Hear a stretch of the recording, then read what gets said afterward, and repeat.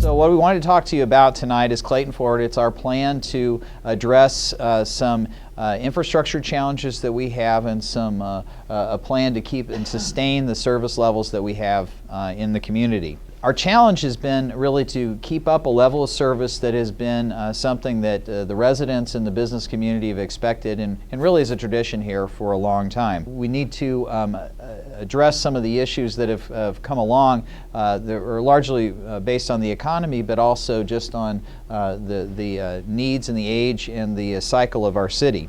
So our top challenges have been to address the neighborhood streets. We have older streets, but even the newest street starts to degrade and has a life cycle. It has an end of life cycle and it has to be renewed. And as much as we do a good job of keeping up and doing preventative maintenance, you still have to address that cycle and that life cycle. We have remaining outdated facilities. If you haven't taken the tour, we are standing in one, and this is the prettier part. Believe it or not, the pipes and the infrastructure and the ice making equipment that's behind me in this area back here is more than 50 years old, 53 years old, and has outlived its useful life. I've got some pictures in here as well. We also are in a competitive environment, and our economic development efforts need to be strengthened so that we can stay competitive, keep that same reputation, keep that same status that Clayton has been known for in our business community and that partnership that it has with our residents. And also then an increased need for our EMS and our fire services, and we're going to talk about all of those. I said more than 50% of our neighborhood streets are due to be renewed. And we, again, have a really good, sophisticated analysis program where we look at our streets every year, we evaluate them, and we put preventative maintenance in. So you'll see the crack sealing, you'll see an overlay every few years. We do this systematically to make sure that we keep that asset in as good a shape as possible to service the roads in the community. But about every 20 years in our cycle and as our schedule, we have to go in and do a full depth replacement. And that's what's being proposed in these about half of our city streets. This was done about 20 years ago, a little over 20 years ago. The citizens were asked to support a bond proposal like this one, and debt was issued, and all of these streets were done in about the same time frame. So their lifespan has now also come to fruition at the same time, and it's time to renew them. But this was the same approach that was taken before, and we're doing it again. So outdated Shaw Park facilities, as we discussed and as you've seen, this is a facility that served over 50 years of life, and it served the community well. It's probably served longer than that in other purposes, but for 53 years it's been an ice rink and an important part of this part and this very visible part of Shaw Park.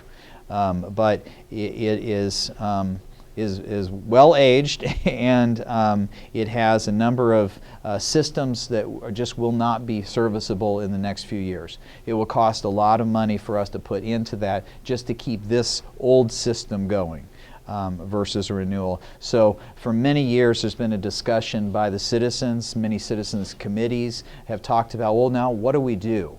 If it's outlived its useful life, what would be the next purpose? Should we just fix it? Should we just do an overhaul of these systems? Or should we look at something that might be a better fit and approach that will service the life year long, service the city year round, and provide a much better ice and winter entertainment experience? And that's what this plan is all about. A situation that hasn't crept up on us. We've known it's coming. The economy did throw us some curves, and our revenues and expenditures went on the wrong path. They went the wrong direction. And so we have been running at a deficit for the last several years, where our expenses were growing at a quicker pace than our revenues. So that's pretty basic.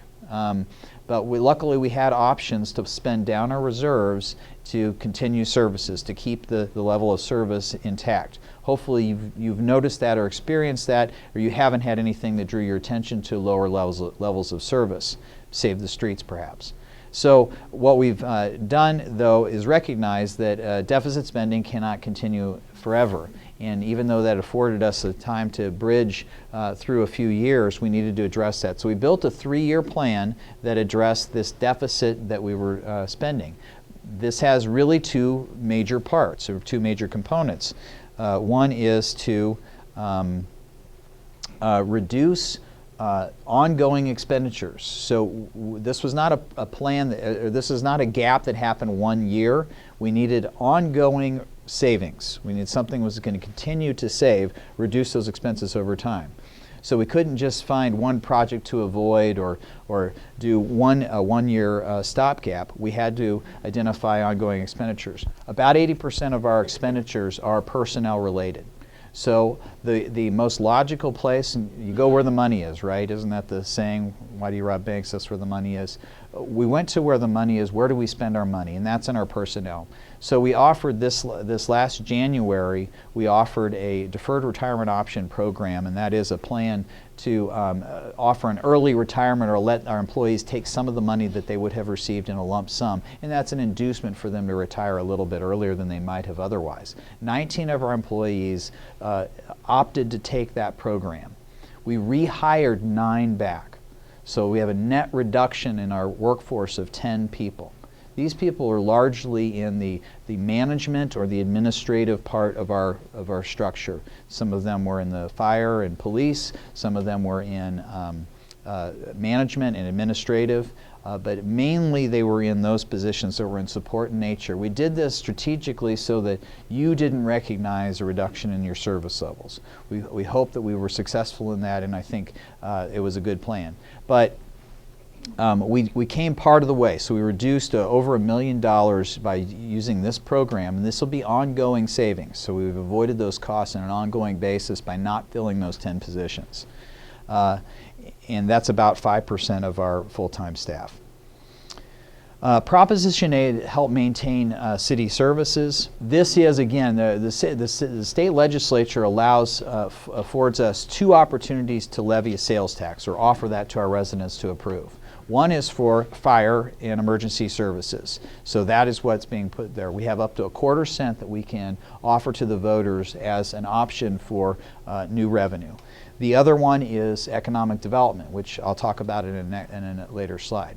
So we've put on the ballot before your consideration 1/4 cent that will be dedicated to continue our fire and EMS services. The money by the legislature says it has to be spent only for those services. So we will be supplanting existing expenditures already made, and that will cover part of our gap.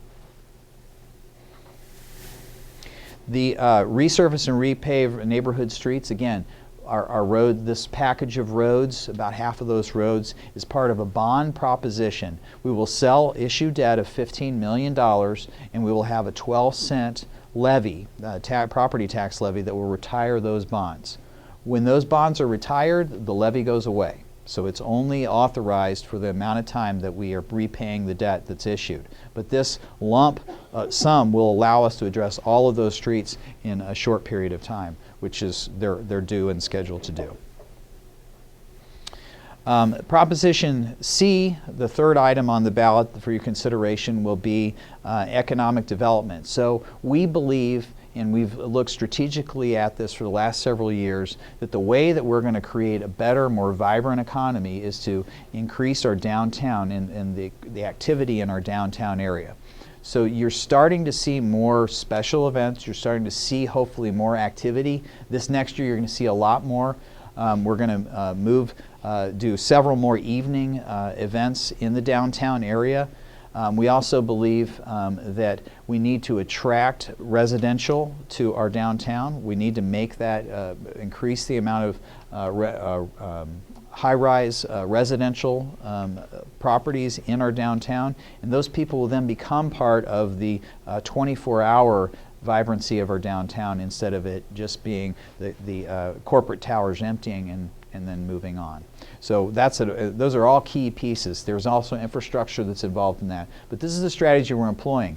These dollars will be dedicated to trying to continue that path and make sure that we achieve what we've planned to do through our strategic process. The Shaw Park Master Plan, or the update of the Shaw Park facilities.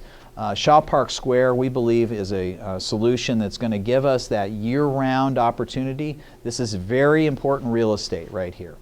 And by using it 3 months out of the year, we're really not getting a maximized value out of this very important piece of our community, and a publicly owned piece of our community.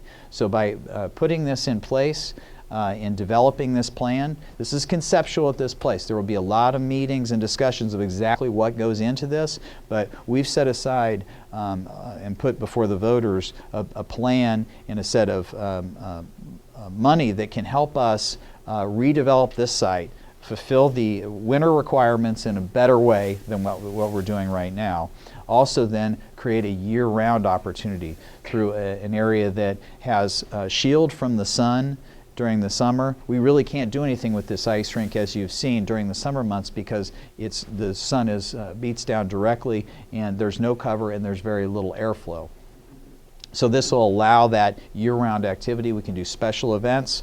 We can have sports and athletic events. All of those things will be able to be done in this year-round facility. We'll also replace this kind of facility with a field house that will contain this kind of meeting room. It'll contain updated ADA compliant locker rooms and facilities for everybody. It will host a lot more activities and events. These will be rentable spaces.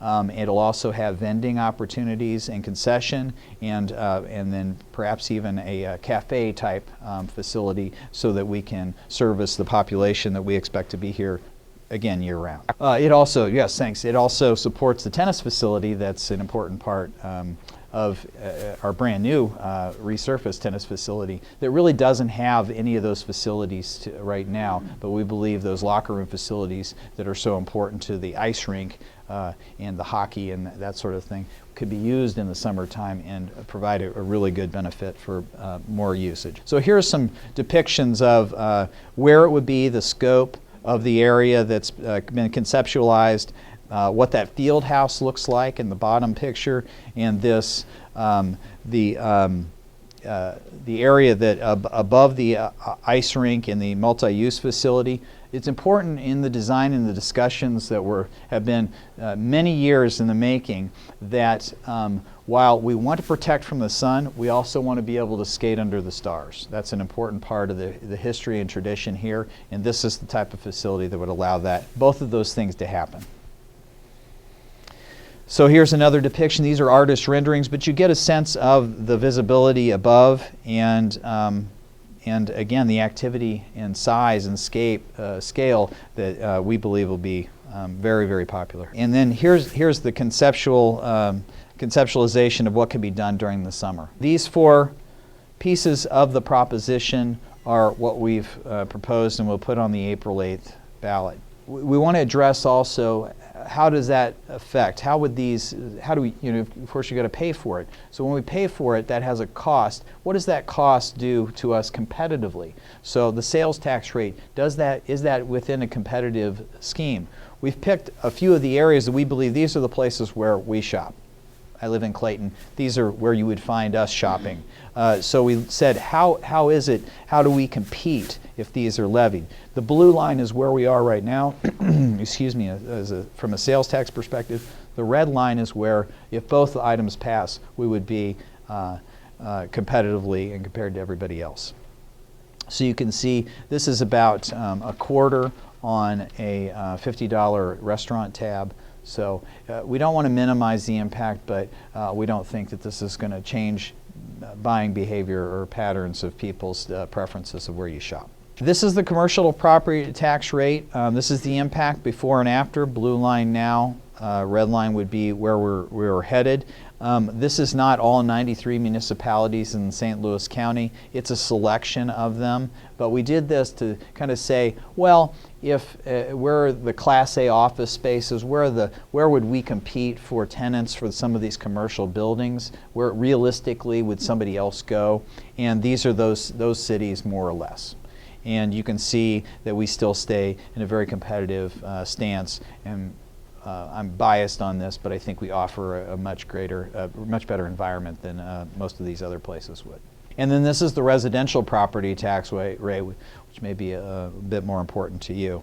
But as you can see with these investments and this investment level, keeping in mind that these ballot proposals are debt issuances that go away when the debt is repaid, so these aren't permanent levies, but this would be the levy impact after they are passed. Thank you for this, and if you haven't registered to vote, then this gives you some information to figure out where your polling place is and absentee ballots.